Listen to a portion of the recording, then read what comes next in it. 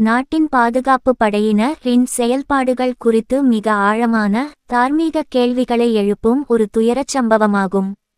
மே 13 அன்று குல்காம் கிராமத்தில் தேடுதல் வேட்டை என்ற பெயரில் இராணுவம் நுழைந்த போது வழிகாட்ட அழைத்துச் செல்லப்படுவதாக கூறி அழைத்துச் செல்லப்பட்ட இளைஞர்கள் இறுதியில் மனித கவசங்களாக பயன்படுத்தப்பட்டதாக கூறும் குற்றச்சாட்டு அதிர்ச்சியளிக்கிறது.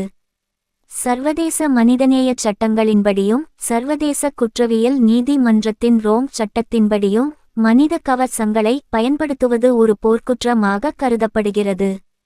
இத்தகைய சூழலில் ஒரு சாமானிய குடிமகனை கையில் மொபைல் போனை தந்து ஆபத்து நிறைந்த இருண்ட குகைக்குள் நுழைய பணித்தது எந்த விதத்தில் நியாயம் என்ற கேள்வி எழுகிறது.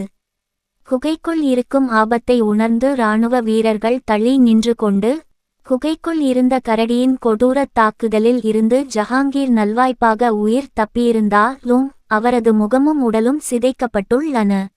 பாதிக்கப்பட்ட இளைஞர்கள் இராணுவத்தின் மீதான பயம் காரணமாக புகார் அளிக்க தயங்குவதாக வரும் தகவல்கள் அங்குள்ள சாமானிய மக்களுக்கும் பாதுகாப்பு படையினருக்கும் இடையே இருக்கும் ஆழமான இடைவெளியையும் நம்பிக்கையின்மையையும் வெளிச்சம் போட்டு காட்டுகின்றன. நாகரிகமடைந்த ஒரு ஜனநாயக நாட்டில் குடிமக்களை பாதுகாக்க வேண்டிய இராணுவமே அவர்களை ஆபத்தான பணிகளுக்கு கேடயமாக பயன்படுத்துவது ஏற்றுக்கொள்ள முடியாதது.